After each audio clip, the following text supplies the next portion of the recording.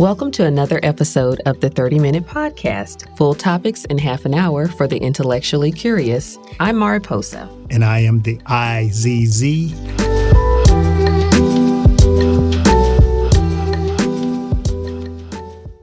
And so what are we talking about today, IZZ? We are going to have a very special guest today. You see, I have my serious voice on. Okay, it's about time. Let's go. Let's go. But before I do that, change agent. These are the two words that have been used consistently to describe today's 30-minute podcast guest. Recognized by 3 U.S. presidents for his leadership and community efforts, he has garnered numerous accolades. In 2012, our guest was honored at the White House as Champion of Change, following in the footsteps of Dr. M.L. King Jr. He has been the Southeastern Region Chief Executive Officer of a global organization that provides leadership of economic opportunities, services, and tools, helping more than 160,000 to start businesses, buy homes, and raise credit scores, all in the name of financial dignity. He's managing partner of Greenwood Archer, which he founded in 2015, an innovative private equity firm that uses human capital approach, reimagining how the underserved leverage assets, establish wealth, strengthen infrastructure, and create jobs. Co-founder, along with his lovely wife, and chairman of the Phoenix Leadership Foundation, belief in investing to reignite passion and aspiration in our young people. And I don't know if you remember in 2018, in February, PLF, the Phoenix Leadership Foundation, took 725 students to see the Marvel Cinema Universe blockbuster, Black Panther and Tucker, Wakanda Forever. Known for his mantra, build as we climb, our guest has an amazing story of success with its significance, acting on one's passion, balancing head and heart, and finding your authentic swing.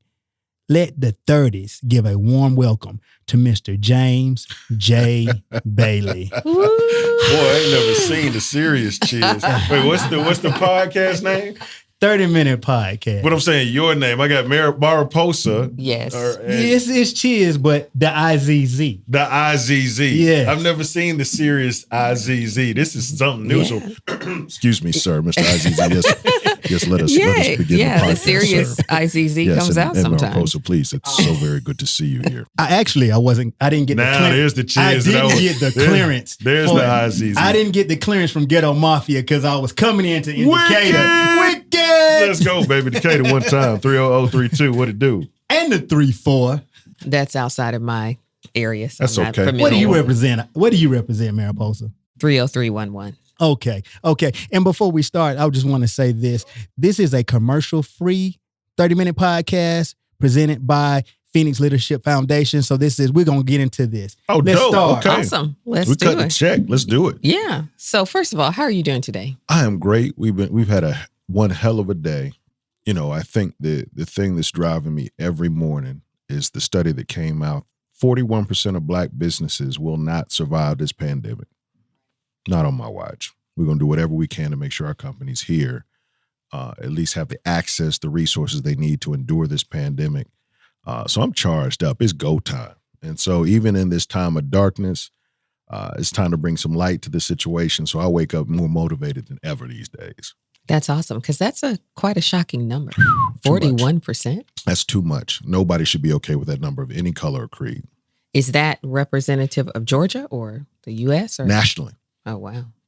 Nationally. But I'm good. That was a question. I'm great. I'm rolling. Awesome. Well, thank you for being on the program. I'm happy to be here. All right. Well, let's get into it. ICC. Okay. So we want to talk about RCIE, Russell Center for Innovation and Entrepreneurship. But I'm not going to do that. I want to go back. I want to go back some years. I want to go back. I want to go back to something that I know that's been your 2019, 2020. I know for the last 2 years. Certainly. If not before, you've been on this big thing about not only home ownership, which has been something that you've been over, having a place to stay, making sure someone has a roof over their head, but you've been on this thing that I call Jay's Build As We Climb, Land Legacy. Look at that. That's the name of a book. Name, brother. That's a book. No doubt. Build As We Climb, Jay's Build as we climb. Land legacy. Land legacy. My dude. People got to understand about you. See, let's take it back to undergrad. My man. We trying to matriculate.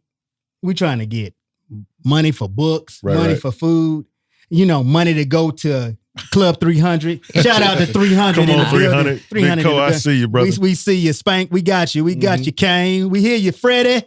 Coldest click that ever came through Athens. Yeah, no joke. I don't know about that. You got a pretty cold click yourself. But we ain't 300 cold. Oh. No, y'all ice cold. I appreciate that. Sir. Thank you I'm so glad you much. know. I'll accept that, my sister. But Indeed. while we were doing that, let's be serious for a minute. Sure. You were buying a house. Oh, bro, but there's a story behind that too. I've always been an entrepreneur. I started my first business at 12. It's because my barber, and we from Decatur, so I can tell you that story. Mm-hmm. I used to be a hustling little kid. I used to make popsicles in the ice trays. I was so cold with it, bro. I used to charge people 50 cents to fight in my backyard so they wouldn't get caught in the front yard. One day I'm riding my bike to the Candler Plaza barbershop on Candler Road, right across the street from Hodgson. Mm-hmm. And growing up, you could have put a Bentley next to a Ferrari, and I'd taken a Mustang GT 5.0 every day of the week. Every day. So I pull up to the barbershop and parked illegally in front of the barbershop, black on black convertible Mustang GT 5.0 on triple gold Dayton's, and I lost my damn mind. Threw my bike down on Candler Road. You don't leave nothing unlocked out there. Ran in the barbershop, screamed out, "Whose car is that?" I'm 11. The barber just kind of gives me the nod. I hop in his chair, but because of where we were from, Chuck, I didn't think nobody, who could afford that car except for somebody that was dealing dope. So as soon as I hopped in the chair, I said, "John, I didn't know you were a dope boy." And he screamed at me, dropped the F word on me. He said, "Shut up and count how many chairs you see in the shop." I said, 10. He said, "Well, each one of these barbers pays me $50 a week to cut hair in my shop. Do the math, Jay. You smart." So I started doing the math. He said, "Hold on, before you finish, boy, I got 2 more shops just like this. Finish the math." So when I started going 0, 0, 0, comma, 0, he said it. He said, "I'm an entrepreneur. I own my business, and what you need to do is go find you something you love and make money doing it." Nobody in my life had ever talked to me about what an entrepreneur was, and nobody in my life had ever talked to me about ownership. Changed everything. Who owns Fish Market, the tire shop? Who owns McDonald's? Mom, Dad, do we own our house? We do. Self-esteem, self-confidence goes up. Now if you cut through my grass, I want to fight you because I own this grass. The reason I bought that house in Athens, because my life is really a cautionary tale of loss. So I had just lost my mother.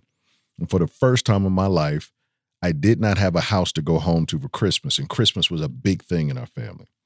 So the hustler's mentality, the entrepreneur in the mind, I had just pledged Alpha at UGA, shout out to Zeta Pi.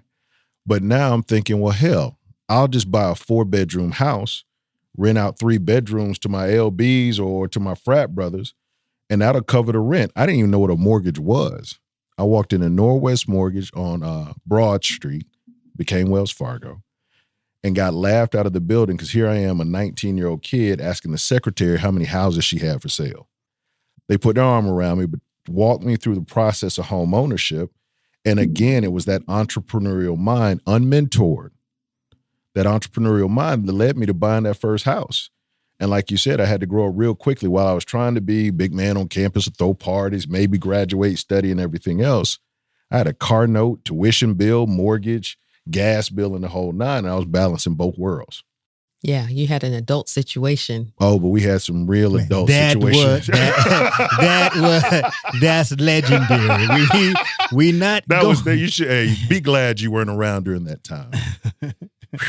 Okay. Boy, I'll take your word for it. Boy. Let's fast focus. Let's focus and fast forward to now. Yeah.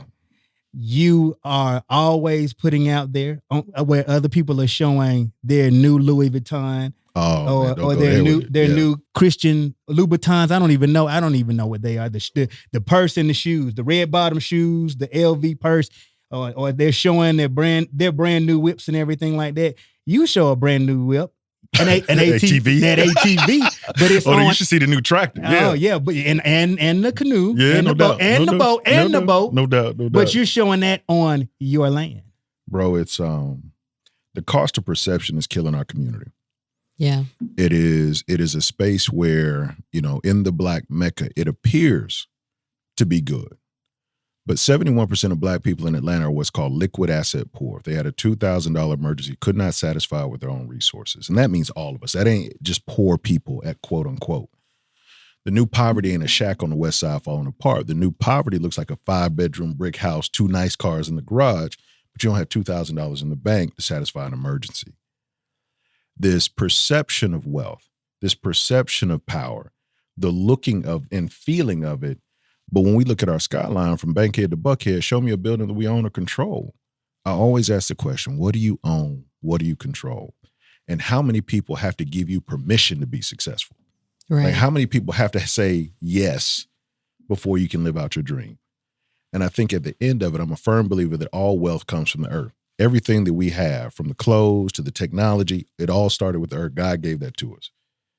And he who owns the land. I know our legacy as a family, and everybody, if we go back, we've got some rural roots somewhere where our families have owned land and it was stolen or sold, or cousins got disputing over the land. They didn't want to pay the taxes. They sold the land to get a BMW or a Benz or what have you.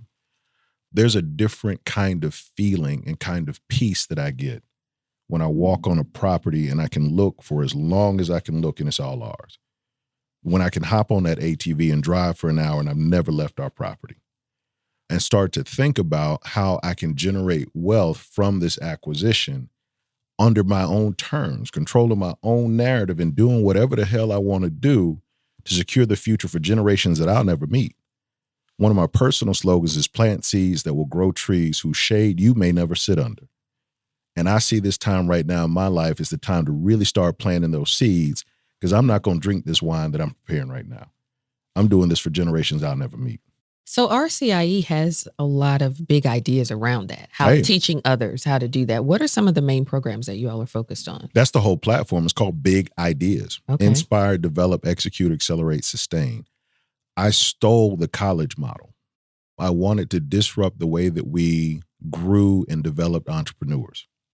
Lots of folks say come to this 2-day program, this 1-day workshop, or this 12-week intensive accelerator, and that's all you know. But anybody that's ever run a business knows I can't learn everything that I need to know in 12 weeks, 6 days, or one workshop. Here's what I know. All of us went to UGA.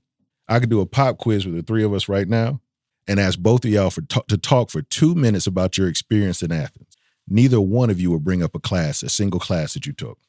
I will. I'll bring up Dr. Whitten. Ooh. No. You bring up one person. He was the guy that made the difference, not the coursework or the syllabus. So now we start thinking about what makes people say go dogs. If you see somebody that you know, they went to UGA, you say go dogs, they say go dogs back. There's a kindred spirit that's brought up. Same thing. If we went to Spell House Homecoming and by the tens of thousands they come down, we ask the same question. Nobody's going to bring up a single class or a syllabus or a workshop. You probably don't even get to what their major was. I'm just a Morehouse man. I went to Harvard. Community, culture, and covenant is what is really transformative for any community, especially ours. So if you take community, culture, and covenant, lead with that, wrap it around a world-class curriculum, world-class instructors, now you've got something that's everlasting for the lifetime of a business, a continuum of engagement, because you will always be dogs. You've even got a ring on, diamond encrusted UGA, to just let people know that has nothing to do with your second semester, sophomore year curriculum. Where'd you get that ring, Mariposa? No comment.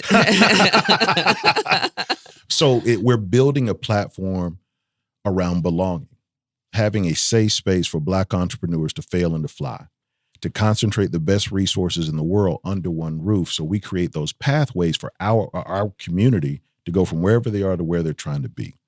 So think of it as our version of an HBCU for entrepreneurs. And we have the campus, this 54,000 square feet, making it the largest center in America for Black entrepreneurs. This is history in the making. But not only that, the family owns the 42 acres that surround this building. We're directly across the street from Morehouse, Clark, Spelman, ITC, Morris Brown, Morehouse School of Medicine. Georgia Tech is 2 miles down the road. Georgia State's a mile away. There are more African-American enrolled college students in Atlanta, Georgia than any other place on the planet. I know what they did in Silicon Valley. I see what they did in Cambridge with MIT and Harvard. I see what they did in the Research Triangle. None of them got diversity right. And we're a hell of a lot cooler than Mountain View, California. We have the opportunity to do something here that's never been done, understanding what inclusive innovation looks like. And when you talk about what do you own and what do you control, The ideation, the technology, the innovation that comes out of Black people's minds has never been harnessed and weaponized at scale. Because I tell you, there's nobody more innovative on the planet than a single mother with 2 kids making 17 grand a year. The way that she thinks, her grit, her determination, her ability to smile at Christmas time, although she has nothing. What if we could channel that energy, apply it to innovation, and bring it to a marketplace? We winning. When you start thinking about what Wakanda really looks like, it's when a kid grows up in Southwest Atlanta or the East Side, and they can literally see success from birth all the way to death because they've always had examples at every stage of what that next level of success looks like. Mr. Russell built this building intentionally across the street from those campuses. Why? Because at that time, Black kids couldn't go to UGA. And he wanted Black kids matriculated at those universities to have a firsthand account of what success could look like for people to look like them. So I think of a Black man 70 years ago building a building that's a full city block wide. It's an incredible legacy, but it all ties into why we're here and why this is hollow ground and why it's special. We're trying to build something that we've just not seen before. That's really interesting because growing up, we did have a lot of examples. Southwest Atlanta is a perfect example of why that happened. I mean, it was a total incubator for, here's the doctors, the dentists, the lawyers, the whoever. We had a lot of role models, but not everybody saw that, right? And so particularly in this area where you have a high dropout rate from high school with colleges in the background, how do you bridge that gap in terms of entrepreneurial spirit, where now a lot of entrepreneurs say they don't need college. They have a gig economy mindset and they're like, I don't need 4 years. I can do more on my own in those 4 years versus trying to just go to class, matriculate, get high loan balances and such. What do you say to that? I can't deny it. I won't ever argue. I always will say that the power of relationships and relationship building will win out every day. And I'll put my relationship stack, what brought me to Charles, what brought me to you, against street hustle and bypassing college every day. Ambassador Andrew Young, he gave me some advice a long time ago. He said, boy, you better make your friends before you need them. So when I'm kicking it with Chuck 20 plus years ago, that we don't have anything we can offer each other, we're just building an authentic relationship. If it ever turns to business 30 years later, I'm not dealing with another colleague. I'm dealing with my boy. So he can close the door and we can talk just like we back in Decatur, but we may be talking about a $10 million deal. But the relationship has a foundation that's rooted in authenticity. Pause. Creating Opportunities for Girls, Inc. would not be where it is without, you remember our first guest, Tori Hicks? Yeah. Who introduced me to Tori Hicks? Oh, very cool. I know jbailey.com. But to your point about entrepreneurship in this area, it's what you said about Southwest Atlanta. I think the only difference between Bankhead and Buckhead is access, opportunity, and exposure. What you see, kids in Buckhead want to be doctors, lawyers, accountants, and run companies. Kids over on the South Side want to be rappers, athletes, and dope dealers. Why? Because they're not brilliant on both sides? No, it ain't rocket science. You become what you see. And if we created this culture where entrepreneurship was the lead, like you said, in Southwest Atlanta being this little small incubator of doctors, lawyers, accountants, consultants, guess what you develop? Young Black accountants, consultants, lawyers. That's what you aspired to because you saw it and normalized that success level. So, Mr. Russell became a construction guy and went into plaster. Why? Because his daddy did it. Yeah, I remember their house. They had a pool inside the house. And tennis court. Yeah. In the 40s. I remember going to their house. Like, that was the showplace of everybody was like, wow. You went to their house? I got you. I'm just saying you went in. Yeah. I wasn't putting a date on it. I'm saying you went in their house. That was like I was from the that was vet, a field you know trip. what I'm saying? That was a field All trip. we did was we went to Piccadilly at South DeKalb Mall and saw Hosea. R.I.P. There we Hosea. go. Come on one time. I hear you out there, Doc. But that's it, though. I mean, think about that. You having access to a Black man who 40 years ago had a pool and a tennis court, pool inside his house. Yeah. But to your point, on the other side, Decatur, when Decatur was essentially a suburb and separated from Atlanta, because we didn't mix those two waters, it was oil and water. Oil and water. You know, if you could date a girl that lived in Hidden Hills or what's the neighborhood next to Southwest DeKalb where they had some nice houses? Churchill Downs. Churchill Downs. I know it. You know. Churchill Downs. You tried to get your girl in there because they had money. It looked like money. It over looked there. like money. And those were the aspiration, but we never knew what they did. Yeah, so no, there's real power in the power of exposure, and access. Very interesting. Mm-hmm. Very, very interesting. So you have youth groups that you're working with right now. What is the typical? I know you're working with entrepreneurs, folks that are establishing businesses, but what about youth that are still in school? Yep. You know, I got to pause. I'm just going to say this. He's always, I'm going to be honest. We're being honest, and this is a therapy session, right? This is a teaching and therapy session. You need to pay me more. This is teaching. therapy. He's teaching. You're therapizing. We having a good time. Therapizing. I made it up. I like it. I made it up. I like it. Hey, so to that point, the Boy Scouts. We started out in the 90s in the Boy Scouts. Sean Howard, Steve Jones, Jay Bailey, Chizzo, you know, we were doing the Boy Scouts. That's one thing that I know. I'm going to let him say that, but I have to commend him because through it all, as we got busy, some of us fell off, i.e. Chiz fell off. But he kept going with that. I'm just, you know, some people not going to always give their accolades. I don't know what's going to happen tomorrow or next week or whatever. So I got to say those things about this man that I know. Boy Scouts have always been one of those things. He's going to tell you some more things. But I just like the fact that he just, from day one, that he didn't let life get too busy. And he's actually caused me to rethink that as well. Shout out to Boy Scouts 327. 560, Troop 100, what it do. But to your point, here's what I know. One of my goals is to create an AAU for entrepreneurship. What if we put the same amount of effort into finding the next H.J. Russell as we did the next LeBron James? There are far more H.J. Russells out there than there are LeBron Jameses. And if we could identify this young entrepreneurial talent, harness it, shape it, because if you can throw a ball, catch a ball, kick a ball, toss a ball at a high rate, they will find you. I don't care what little small town you're from, what little corner of the earth you're from. They will find that talent, nurture that talent, develop that talent, cultivate that talent in hopes of creating the next LeBron James. I want to do that for entrepreneurs. So currently our focus is adults that are running companies, wanting to build companies. But part of that whole campus mentality is, yes, I want the whole supply chain. I want to find these kids at a young age, 10, 12, 13, 14, who have a very strong entrepreneurial spirit, put them around entrepreneurs. If we can cultivate them from 14 to 18, when they go to Clark Atlanta, they're not going just to hang out. They're going to get dangerous. And when they graduate, or probably before they graduate, they've started their first business. And they know they have a support system every step of the way to help them not make mistakes and make their dreams real. Got to have it from youth all the way through. And that's the vision for what RCIE becomes, this epicenter for entrepreneurial energy, for innovators' energy, for business acumen and growth.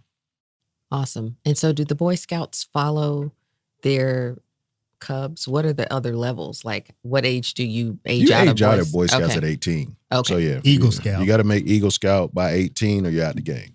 I see. Yeah. We're going to stop right here for part 1 of Build As We Climb, Land Legacy. And we're going to get into some other things at part 2 of the Jay Bailey Show featuring the 30-minute podcast. I know jaybailey.com.